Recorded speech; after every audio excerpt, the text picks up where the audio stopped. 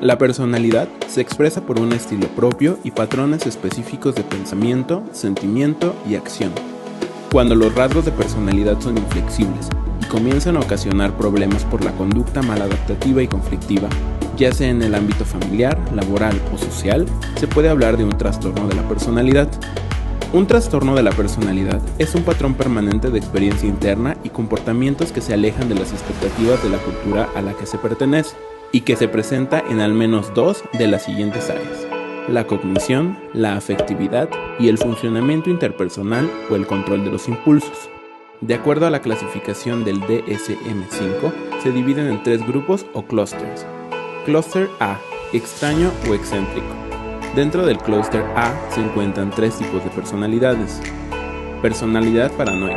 Se caracteriza por desconfianza injustificada, suspicacia hacia los demás, hipersensibilidad, celos, envidia, rigidez, autoestima excesiva y tendencia a culpar y asignar intenciones malévolas a otros. Personalidad esquizoide. Se caracteriza por timidez, sensibilidad excesiva, soledad, distanciamiento de las relaciones cercanas o competitivas, excentricidad, sin pérdida de la capacidad de reconocer la realidad y soñar despierto, e incapacidad para expresar hostilidad o agresividad. Son percibidos como introvertidos o excéntricos, llevan una vida solitaria y no les interesa la interacción social. Personalidad esquizotípica. Semejante al trastorno de la personalidad esquizoide, pero el individuo también muestra pruebas leves de pérdida de contacto con la realidad, creencias extrañas, distancia y retraimiento. Tienen un pensamiento mágico, ideas extravagantes y son percibidos como sorprendentemente raros. Clúster B: dramático, impulsivo y errático. Dentro del clúster B se encuentran cuatro tipos de personalidades. Personalidad histriónica. Se caracteriza por inestabilidad emocional, excitabilidad, hiperreactividad, vanidad, dependencia y sobreactuación para captar la atención, así como actitud seductora. Tienden a ser inmaduros y se les dificulta mantener relaciones duraderas. Personalidad narcisista. Se caracteriza por sentimientos de grandiosidad, sensación de tener más derecho, falta de empatía, envidia, manipulación y necesidad de atención y admiración.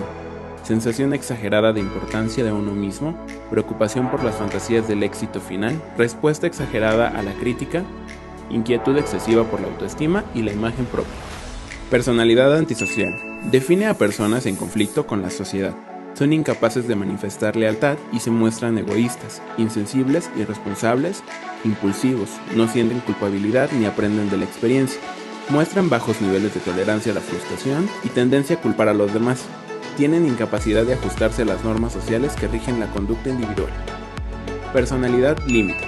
Se caracteriza por inestabilidad, impulsividad y sexualidad caótica. Actos de suicidio, comportamiento autolesivo, problemas de identidad, ambivalencia y sentimientos de vacío y aburrimiento. Tienen una extraordinaria inestabilidad afectiva, del estado de ánimo, conductual, de relaciones objetales y de autoimagen. Clúster C: ansioso o temeroso. Dentro del clúster C se encuentran tres tipos de personalidades. Personalidad obsesivo-compulsiva.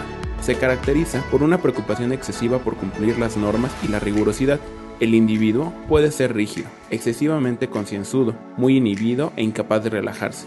Se definen por el perfeccionamiento, orden, inflexibilidad, tosudez, constricción emocional e indecisión. Personalidad evasiva. Se caracteriza por bajos niveles de energía, fatigabilidad, falta de entusiasmo, incapacidad para disfrutar de la vida y sensibilidad excesiva al estrés. Tienen una personalidad retraída o tímida y despliegan una hipersensibilidad frente al rechazo. Manifiestan enormes deseos de compañía, sin embargo, muestran una enorme necesidad de reafirmación y de aceptación sin críticas. A veces se describen como individuos con complejos de inferioridad. Personalidad dependiente.